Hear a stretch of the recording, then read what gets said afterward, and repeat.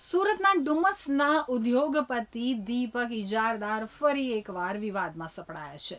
રવિવારે રાત્રે ડુમસ રોડ ઉપર પુત્રનો બર્થડે ઉજવવા રસ્તો બ્લોક કરી ફટાકડા ફોડતા તમાશો થયો હતો તો કાર ચાલકે હોર્ન મારી રસ્તો ખુલ્લો કરવા કહેતા 5 ઇજારેદારે ફટાકડા કાર તરફ ફોડવાનો ઇશારો કરતો વિડીયો વાયરલ થયો હતો. ડુમસના ઉદ્યોગપતિ દીપક ઇજારદાર વધુ એક વખત વિવાદમાં સપડાયા છે. ડુમસના ઉદ્યોગપતિ દીપક ઇજારદારના પુત્રનો રવિવારે જન્મદિવસ હતો અને ઇજારદારે પુત્રના બર્થડે નિમિત્તે ડુમસ રોડ ઉપર આતશબાજીનો પ્રોગ્રામ કર્યો હતો. જાહેર રસ્તાને બ્લોક કરી ફટાકડા ફોડ્યા હતા, જેને પગલે વાહન વ્યવહાર થંભી ગયો હતો. રસ્તા વચ્ચે ફટાકડા ફોડતા દીપક ઇજારદારને એક કાર ચાલકે હોર્ન મારી રસ્તો ખુલ્લો કરવા કહેતા દીપક ઇજારદારે આતિશબાજી કાર તરફ ફોડવાનો ઇશારો કર્યો હતો, જે ઘટનાનો વિડીયો વાયરલ થતા ભારે વિવાદ સર્જાયો હતો. ડુમસ પોલીસ એક્શનમાં આવી જઈ જાહેરનામા ભંગ અન્વયે ગુનો નોંધી દીપક ઇજારદાર સામે અટકાયતી પગલાં ભરવાની તજવીજ હાથ ધરી હતી. આગળ પડતો સામાજિક કાર્યકર્તા હોય અને પ્રતિષ્ઠિત માણસ હોય તેની વિરુદ્ધ વાયરલ થાય ને વિડીયો, બાકી એ વિડીયોમાં કોઈ તથ્યતા નથી. એમાં બધું ખોટી માહિતી દર્શાવેલ છે. સત્ય હકીકત એ હતી કે 21/12/2025 ગઈકાલના રોજ મારા દીકરાની 19મી વર્ષગાંઠ હતી. અમે આ વખતે કોઈ વધારે સેલિબ્રેશન કરવાનું નક્કી ન કર્યું અને 20 લાખના ખર્ચે 1200 અનાજ કીટ અને બાથ ટોવેલ અને સાડી દરેક સિવિલના 1200 દર્દીઓને વ્યક્તિગત રીતે મારા દીકરાના હસ્તે વિતરણ કરીને આવ્યા. અને ત્યારબાદ બપોર પછી 2:30 થી 5 અહીંયા મારા ઘરે સત્યનારાયણની કથા મિત્રો, કુટુંબીજનો અને મારા પત્રકાર મિત્રોએ માણી. અને ત્યારબાદ કેક કટિંગ થયું અને પછી 5 મિનિટ માટે મારા દીકરાએ ઈચ્છા દર્શાવી કે ફટાકડા ફોડીએ પપ્પા. તો એક 10,000 ની 20,000ની લૂમ એણે ડુમસમાં એવું હોય છે કે રવિવારે કે આડા દિવસે બી હવે 28 રેસ્ટોરન્ટ મેઇન રોડ પર ખુલી ગઈ છે અને સુરતની શોખીન પ્રજાઓ ત્યાં જમવા આવે છે. તો પાર્કિંગ રોડની બંને સાઈડ હોય, પ્લસ અહીંયા શું છે સંખ્યાબંધ પાર્ટી પ્લોટો બની ગયા છે.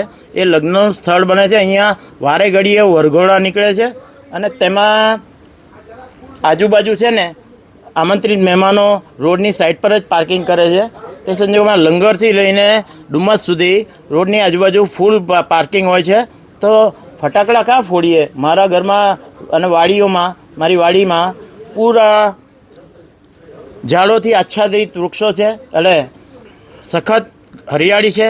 તે સંજોગોમાં એમાં પક્ષીઓના ઘરો છે, હજારો પક્ષી રહે છે અને તે લોકોને ડિસ્ટર્બ થાય અને એ ફટાકડા ફૂટે એવું નહોતું. તે સંજોગોમાં ઘરે મંડપ બનાવેલો હતો, કથા મંડપ માટે મંડપ અને પછી બધાના ભોજન કરવા માટે મંડપ બનાવેલો હતો. તે સંજોગોમાં અંદરની પ્રિમાઇસીસમાં ફટાકડા ફૂટે એવું નહોતું. તો 2-5 મિનિટ માટે મારા છોકરાએ 20,000ની ફટાકડાની લૂમ ફોડી અને મારા હાથમાં પેલી હમણાં ચાઇનીઝ મસાલા આવે ને તે હતી. તે પેલા એક ભાઈને બહુ રોક્યો બધાએ, મારા ગાર્ડ્સ, બોડીગાર્ડ્સ, મારા ગનમેનોએ, પછી મારા મિત્રોએ, પત્રકાર મિત્રોએ બી એને રોક્યો, પણ એણે મારી પર ગાડી ચડાવી દીધી. તો તેમાં તમારી પર ગાડી હું આગળ થોભેલો, હું તો પાછળ ધ્યાન જ નહોતો આપતો, વચ્ચે હું જ થોભેલો હતો. તો બીજી સાઈડના બધા ઊભા રહેલા હતા. લંગરથી ડુમસ જનાર ઊભી રહેલી હતી લાઈન. 5 મિનિટનો સવાલ હતો. બધા કે 2 મિનિટ થોભો ને. તો એ ભાઈને ધીરજ નહીં રહી. હવે સળગતા ફટાકડામાં એને હું જવા દઉં તો પરિસ્થિતિ શું થાય કે એની ગાડી જૂના પ્રકારનું મોડલ હતું કંઈ, તેમાં પેટ્રોલની ટાંકી લીકેજ હોય, આ હોય, તો સળગતા ફટાકડાની લૂમમાં એ જાય તો તે સંજોગોમાં એનું જાનનું જોખમ હતું બંને જણાનું. અને તે સંજોગોમાં હું હટ્યો નહીં તો એણે મારી પર ગાડી ચલાવવાનો બટ નેચરલ તમે પર કોઈ એવું થાય તો તમે મશાલ એમાં ફેરવાઈ ગઈ. તો એને કંઈ મેં ધમકી નહીં આપી, એની સાથે કોઈ વાર્તા જ નહીં કરી. વાત સાંભળો ને. ના એ સમજો ને, એ હું તમને સ્ટોરી કહું છું આમાં કોણ છે તે. એટલે તે સંજોગમાં થયું એવું કે એણે પેલું ગાડી ચડાવ્યો એનો વિડીયો નહીં ઉતાર્યો અને પેલું મસાલ તાકી તો મસાલ તો બટ નેચરલ ફેરવાઈ ગઈ તારી તરફ ને. પછી બી એને સમજાવ, મેં એને કોઈ ધમકી નહીં આપી, મેં એની સાથે કોઈ વાતચીત બી નથી કરી કે નથી એને કંઈ મારા બોડીગાર્ડો, ગનમેનો કે સિક્યુરિટી ગાર્ડ છે એ લોકોને કંઈ ગાડી કરી કે એમ કર્યું. બધાએ પ્રેમપૂર્વક સમજાવે 2 મિનિટ થોભી જાઓ, લૂમ પતી જાય પછી ખોલી જ દેવાના છે. એને ઘણી જગ્યાએ ટ્રાફિક જામ થાય તો 2-5 મિનિટ થોભવાનું આવે છે. ટ્રકનું પંચર પડ્યું હાઈવે પર તો ટ્રાફિક જામ થઈ જાય છે. અહીંયા એકના એક દીકરાની ઉજવણી રૂપે કોઈ સ્થળ ન હોવાથી ઘરની બહાર એક ફટાકડાની લૂમ ફોડવામાં આવી. એ 2 મિનિટનો સવાલ હતો. તો તેમાં ભાઈએ મારી પર ગાડી ચડાવવાનો પ્રયત્ન કર્યો તો મેં બેક સાઈડ લીધું. એને ધમકી રૂપ લાગ્યું તો સદંતર ખોટી વાત છે. મેં જાહેરનામાનો કોઈ ભંગ નથી કર્યો. મેં અલ્ટિમેટ શું છે કે સુરત ડુમસ રોડ પર અને ડુમસના રોડ પર ઘણા પાર્ટી પ્લોટોમાં વરઘોડા નીકળે છે, એમાં બી ફટાકડા ફૂટે છે. ત્યારે અડધો પોણો કલાક છે ને ટ્રાફિક જામ થઈ જાય છે, ત્યારે જાહેરનામાનો ભંગ નથી થતો. આ તો મારા વિરોધીએ કોઈ પત્રકાર મિત્રો જ હશે, તેમને હાથ પર લઈને આ કાવતરું કરીને આ ખોટી રીલ છે ને એમાં તપાસના અંતે કંઈ નીકળવાનું નથી. આ બધું સાબિત થશે. હું કોઈ કાયદાનો ભંગ કરનાર માણસ નથી, કાયદાનો જાણકાર માણસ છું.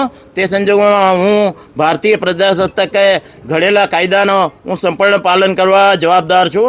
અને હું કંઈ મારા રિયલ એસ્ટેટનો 35 વર્ષનો ધંધો છે, તો તે સંજોગોમાં કાયદાનો હું જાણકાર છું. તેમાં હું કાયદાનો ભંગ કરું એવો માણસ નથી. કાયદાના પાલન કરવામાં અને એની પ્રતિબદ્ધતા જાળવવામાં હું સંપૂર્ણપણે સ્વતંત્ર ભારત દેશના નાગરિક તરીકે જવાબદાર છું અને એ કાયદા મને બંધન કરતા રહેશે. તે સંજોગોમાં આ વિરોધીએ મળેલું કાવતરું છે. રાતોરાત કોઈ ઝીરોમાંથી અબજોપતિ જાય, વીવરામાં તે અહીંયાના અબજોપતિઓને જરા દુખે છે. તે સંજોગોમાં એ લોકોએ હાથે મળીને કંઈક કર્યું છે. તો એમાં કંઈ મારી કંઈ પ્રતિષ્ઠા ખરડાવવાની નથી. કંઈ એમાં પોલીસ છે ને પોલીસના જાહેરનામાનો કોઈ ભંગ નહીં કર્યો. એ સીધી સાદી વાર્તા છે.